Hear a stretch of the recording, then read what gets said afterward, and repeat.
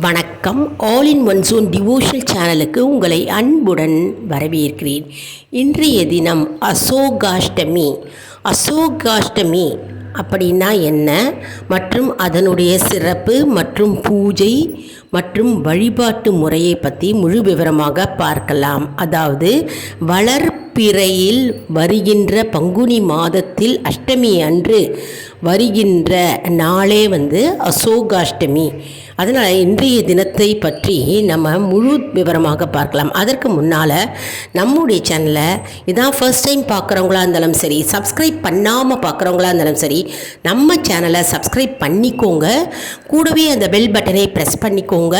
All என்கின்ற ஆப்ஷனையும் press பண்ணிக்கோங்க. அப்போ தான் நான் போடுற வீடியோஸ் எல்லாம் உங்களுக்கு உடனுக்குடன் நோட்டிஃபிகேஷனில் மிஸ் பண்ணாமல் தெரிய வரும். வாங்க இப்போ நம்ம வீடியோக்குள்ளே போகலாம்.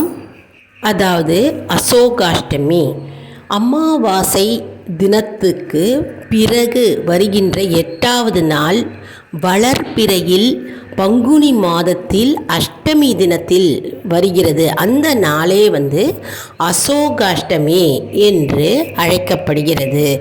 மற்றும் ராம நவமி என்கின்ற நாளுக்கு முதல் நாள் அசோகாஷ்டமி. அதாவது நாளைய தினம் ராம நவமி, இன்னைக்கு அசோகாஷ்டமி. அதாவது அசோகாஷ்டமி என்றால் துன்பத்தை விலக்கி இன்பம் பெறுகின்ற நாளாக கருதப்படுகிறது மற்றும் இன்பத்தை தரும் சக்தி உள்ளது. அதாவது மருதாணி மரத்திற்கு அசோகம் என்று வடமொழியில் பெயரே உண்டு. அதனால் அசோகம் என்றால் நன்மை தரும், இன்பம் தரும், துன்பத்தை போக்கி இன்பத்தை தர வல்லது என்று பொருளாகும். அதாவது சோகம் என்றால் துன்பம், அசோகம் என்றால் துன்பத்தை போக்கி இன்பம் தரும் வல்லமை பெற்றது என்று பொருளாகும்.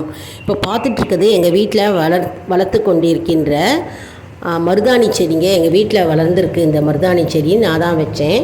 இந்த மருதாணி செடி நம்ம வழிபட்டால் மிகவும் நமக்கு புண்ணியம் மற்றும் மிகவும் சிறப்பு வாய்ந்த நாளாகும்.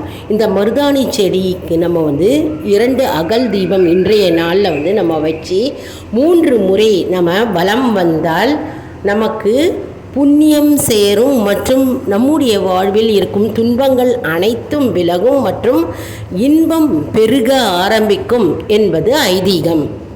இன்றைய தினத்தில், அதாவது அசோகாஷ்டமி ராம நவமிக்கு முதல் நாளில் இன்னைக்கு நம்ம மருதாணி செடி வாங்கி நம்ம நட்டு தண்ணி ஊற்றி 3 முறை வலம் வந்தால் மிகவும் சிறப்பு வாய்ந்த நாளாக கருதப்படுகிறது.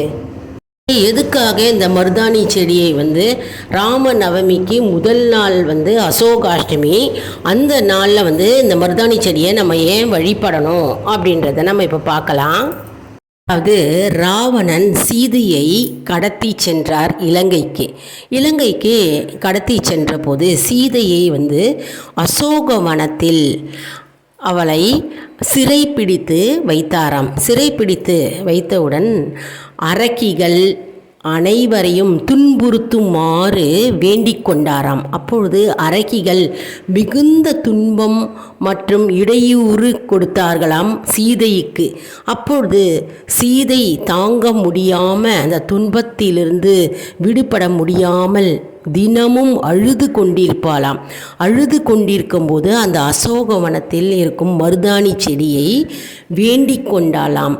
அதாவது அழுது தன்னுடைய துன்பங்கள் அனைத்தும் நீங்க வேண்டும் என்று அந்த மருதாணி செடியிடம் தினமும் பேசி கொண்டிருப்பாளாம். அப்பொழுது அந்த அசோகவனத்தில் இருக்கும் மருதாணி செடி இலைகளாலும் தன்னுடைய கிளைகளாலும் ஆறுதல் அளித்ததாம். மற்றும் அந்த மருதாணி செடிகள் அசோகவனத்தில் இருக்கின்ற அனைத்து மரங்களும் வேண்டிக் கொண்டதான். ராமர் சீக்கிரம் விரைவில் சீதையை கூட்டி செல்ல வேண்டும் என்று வேண்டிக் கொண்டார்களாம். அந்த பிரார்த்தனையின்படி இறுதியில் அசோகவனத்திலிருந்து சீதை விடை பெற்று வரும்பொழுது அந்த மருதாணி செடி சீதையை வழியனுப்ப மனமில்லாமல் மிகவும் வருத்தப்பட்டு சீதையை பார்த்து கொண்டிருந்ததாம். அப்பொழுது சீதை மருதாணி செடியிடம் உனக்கு என்ன வேண்டும், உனக்கு என்ன வரம் வேண்டும் என்று கேட்டாளாம்.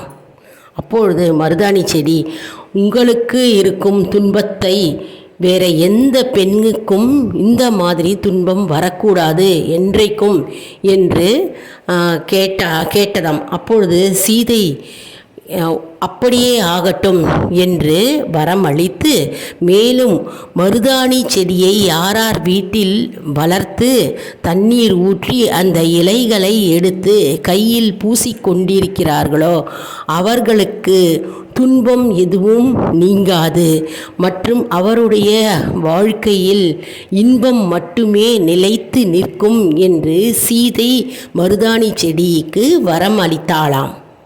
இவ்வாறு சீதை மருதாணி செடிக்கு வரம் அளித்த நாளே அசோகாஷ்டமி என்றதாகும். மேலும் மருதாணி இலையை அரைத்து பெண்கள் கையில் யார் போட்டுக்கொள்கிறார்களோ அவர்களுக்கு ஐஸ்வர்யம் பெருகும் மற்றும் பண கஷ்டம் நீங்கும், கடன் சுமை நீங்கும் மற்றும் அஷ்ட ஐஸ்வர்யம் அவர்கள் வீட்டில் உண்டாகும் மற்றும் துன்பம் விலகி போகும் என்று சீதாதேவி வரம் அளித்தாளாம். மேலும் அந்த பெண்களுக்கு மகாலட்சுமியின் அம்சம் பரிபூர்ணமாக அவர்களுக்கு கிடைக்கும் என்று வாக்களித்தாளாம். மேலும் குடும்பத்தில் ஒற்றுமை உண்டாகும் மற்றும் மகிழ்ச்சி, குதூகலம், சந்தோஷம், சமாதானம் உள்ள குடும்பம், அவர்களுடைய குடும்பம் மேலோங்கி நிற்கும் என்று சீதாதேவி வாக்களித்தாராம். அதனால் யார் வீட்டிலலாம் மருதாணி செடி இருக்கிறதோ மற்றும் மருதாணியை கையில் அரைத்து பூசிக்கொண்டிருக்கிறார்களோ அவர்களுக்கு அஷ்ட ஐஸ்வர்யம் சேரும் மற்றும் எந்த துன்பமும் அவர்களை நேராது என்று சீதாதேவி வாக்களித்தாளாம். அசோகாஷ்டமி என்ற நாளின் சிறப்பை பற்றி நாம் இன்னைக்கு தெரிஞ்சுக்கிட்டோம். அதாவது இன்றைய தினம் அசோகாஷ்டமி. நாம் இன்றைய தினத்தில் வீட்டில் மருதாணி செடி வைத்திருப்பவர்கள் அந்த தொட்டி பக்கத்தில் ஒரு விளக்கு ஏற்றி வைக்கலாம் மற்றும் தூப தீபம் காண்பிக்கலாம்.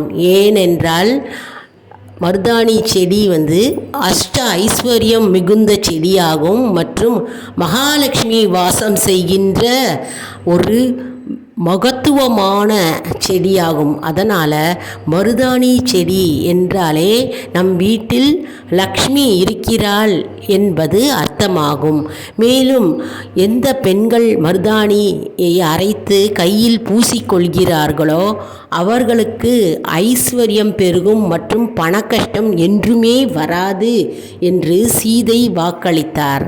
அதனால் மருதாணி செடி வீட்டில் இருக்கிறவங்க இன்றைய தினம் மருதாணி செடிக்கு தூப தீபம் காண்பித்து ஒரு பூ இருந்தால் பூ போட்டு நமஸ்கரித்து விளக்கை ஏற்றலாம். மற்றும் மருதாணி செடி இல்லை என்கிறவர்கள் சுவாமி படம் பூஜை அறையில் சுவாமி படத்துக்கு லக்ஷ்மி தேவி படத்திற்கு சந்தன குங்குமம் வைத்து தூப தீபம் காண்பித்து நமஸ்கரித்து பூக்களால் அலங்கரிக்கலாம். அப்படியும் செய்யலாம். ஆனால் இன்றைய தினம் அசோகாஷ்டமி மிக மிக சிறப்பு வாய்ந்த நாளாக கருதப்படுகிறது.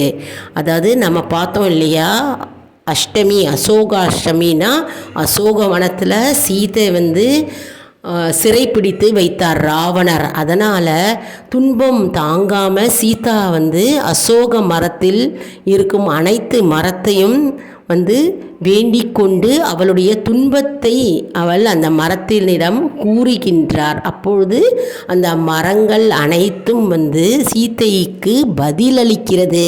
கிளைகளாலும் மற்றும் இலைகளாலும் தன்னுடைய கிளைகளை சாய்த்து சீதைக்கு பதிலளித்து அதாவது சமாதானப்படுத்தியிருக்கிறது.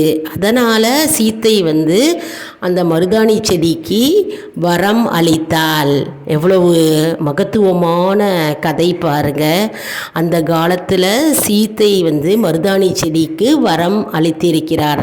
அதனால் மருதாணி செடின்னா மிகவும் மகத்துவமான செடியாகும். மற்றும் மருதாணி விதையை கொண்டு நம்ம வீட்டில் சாம்பிராணி புகை போட்டாக்க வீட்டில் துர்சக்திகள் வராது மற்றும் தீய சக்திகள் வராது, பில்லி சூன்யம் ஏவல் எதுவும் நம் வீட்டை நெருங்காது என்பது நம்பிக்கை. அதனால் நம் மருதாணி விதைகளை வெள்ளிக்கிழமை செவ்வாய்க்கிழமை பறித்து நம்ம வீடு முழுவதும் வாசப்படியில் சரி தோட்டத்திலையும் சரி நம்ம வீடு முழுதும் நம்ம தீபம் காண்பித்து நம்ம வந்தால் வீட்டில் எந்த கெட்ட சக்திகளும் அண்டாது.